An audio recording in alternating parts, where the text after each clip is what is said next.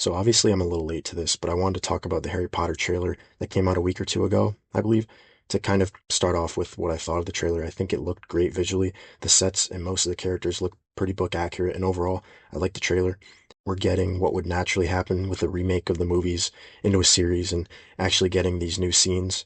And it looks like we do get a few, because in the trailer it seems like there are some new scenes. Another thing I wanted to point out is the tone. The movies progressively get darker as they go on and as the characters get older. However, the tone of this series seems to start off with a pretty dark tone, obviously darker than the first movie, and I thought that was interesting. There are a few things that are kind of concerning, I guess, one of them being the music. I think trying to fill John Williams' shoes with the Harry Potter music is a very tall task, and it's obviously something they've got to get right. It's something the movies did really well. The Harry Potter music in the movies was really good. And obviously for this series, I think that's a huge part of it. I also think this series needs to carve its own path in that sense. It needs to justify why the story needs to be told again. And I think it needs to sell that to people because a lot of people like the movies and rightfully so. I think people who are really into the books before obviously don't like the movies as much as the books. But with this series, it kind of needs to answer the question of why remake it.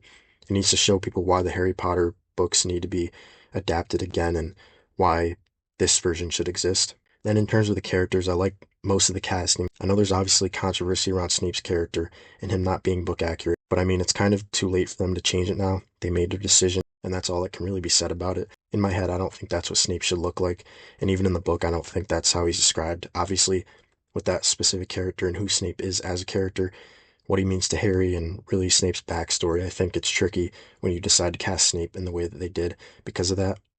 But we'll see once the show comes out. Just basing it off how he looks, that's pretty much all I can say about it right now.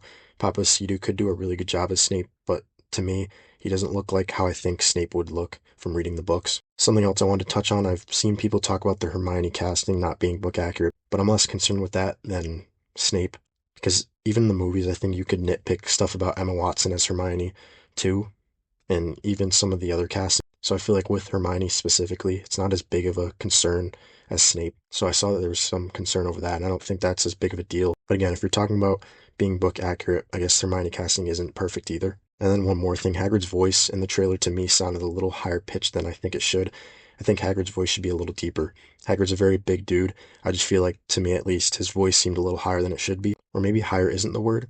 I liked the job that Hagrid in the movies did, how his voice sounded. I think Robbie Coltrane did a good job with the voice. And with all these things, obviously everyone's going to have their own personal depictions of what they think or thought the characters would look like or should look like or even sound like for that matter.